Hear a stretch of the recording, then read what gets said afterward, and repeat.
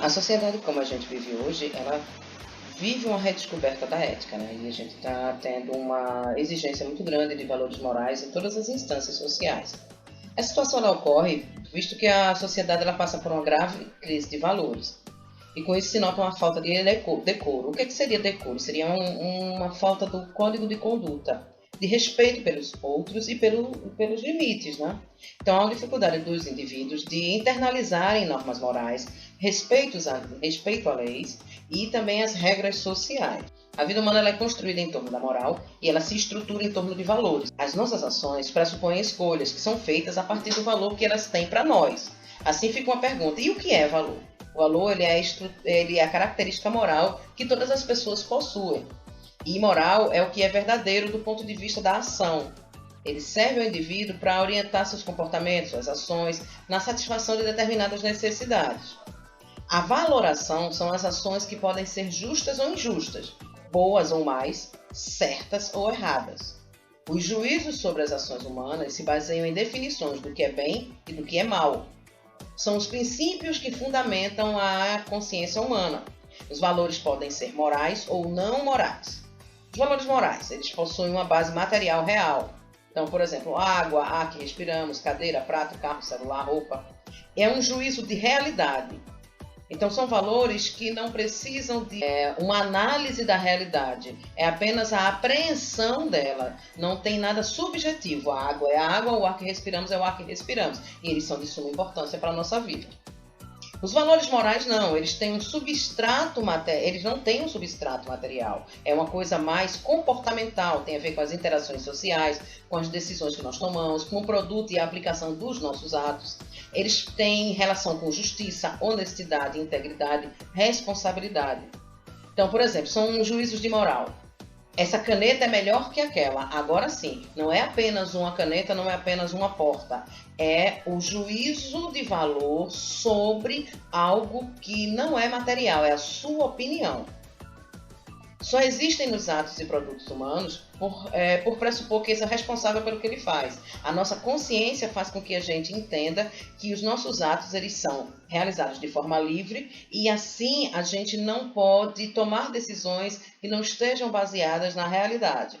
Então, a lama não vai deixar de sujar uma calça limpa, ela sempre vai sujar, porque é uma característica inerente àquilo ali. Agora, a nossa atitude diante de uma poça de lama vai fazer com que a calça se suje ou não. Então, o que é valor? Não existe o valor em si enquanto coisa, o valor é sempre uma relação. E características do valor é a não indiferença, a experiência humana e a praxis. O que é a praxis? A praxis é a perfeita união entre a teoria e a prática. Então, o valor ele tem a ver com o sujeito que valora, com o objeto valorado e com a afetividade que temos sobre o objeto. Então, isso vai ser dado valor, é diferente de preço. Preço é o que a gente paga para obter um item, é uma questão mais relacionada à questão monetária. O valor não, o valor tem a ver com afetividade. Um sujeito que tem uma relação afetiva com um objeto. E a isso vai ser dado um valor. Então, as características do valor, a não indiferença, a experiência humana e a praxis, faz com que nós tenhamos uma intenção individual. Faz com que a gente tenha uma apreensão da realidade diferente. E para isso a gente tem que ter logo em vista a prática do bem e da justiça, respeitando, obviamente, as leis. Então, quais são as características dos valores morais? Agora que a gente entende o que é valor. Ela está presente em religiões, em filosofias, nos pensamentos, nas coisas que dizemos e fazemos. Ela não tem uma validade universal. Em outros vídeos que nós tivemos, a gente falou sobre isso, que coisas que são imorais aqui no Brasil não são em outros países. Coisas que são falta de educação em alguns lugares, aqui pra gente não é. Então, isso é uma questão relativa. Então, são inerentes à condição humana, isso é, eles não estariam presentes num mundo não humano.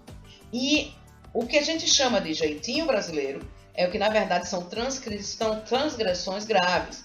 Se ele pode, eu também posso. Se ele faz errado, eu também posso fazer. Na verdade, ele não pode errar e eu também não posso. Não é que você tem que atenuar o seu erro se baseando no erro de outro.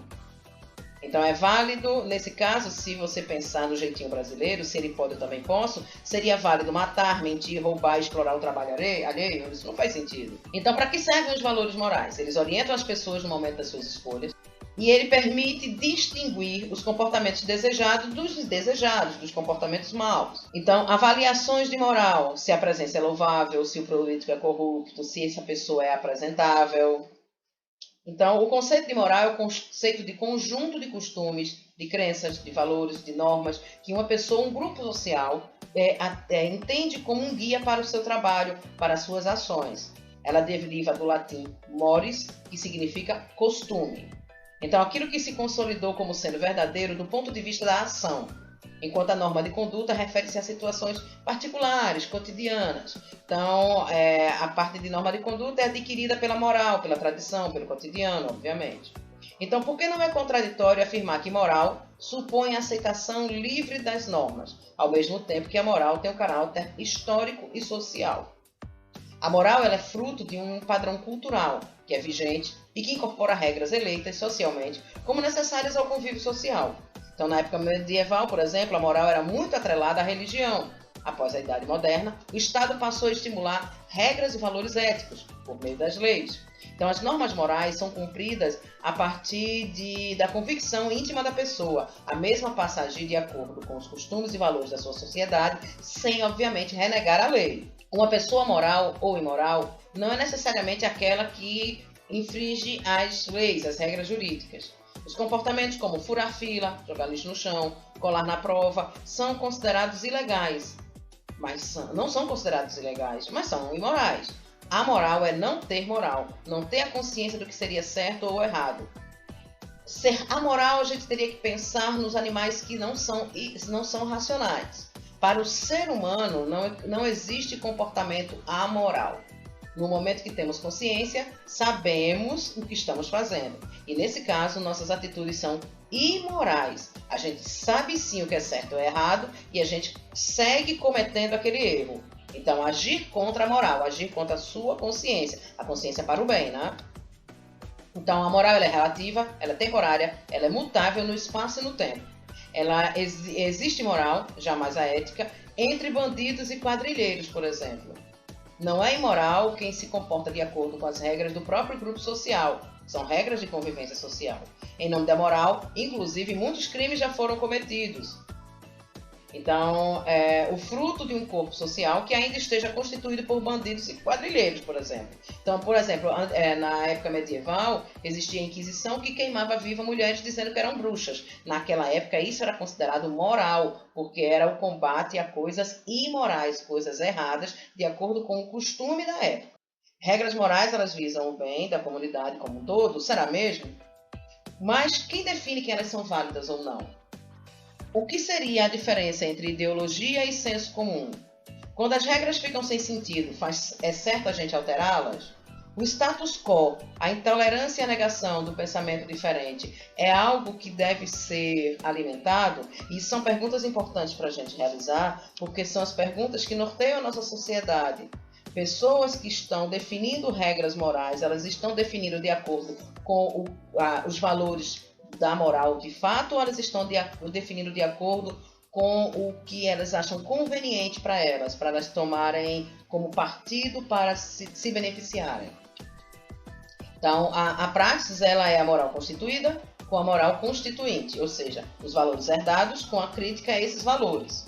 Não significa que todos os valores herdados são ruins, como também não significa que os novos valores sejam ruins. A gente deve para ter uma moral constituída de forma correta e a moral constituinte de forma correta, a união da teoria com a prática, a gente deve considerar o que é feito e o que é interessante para o momento atual.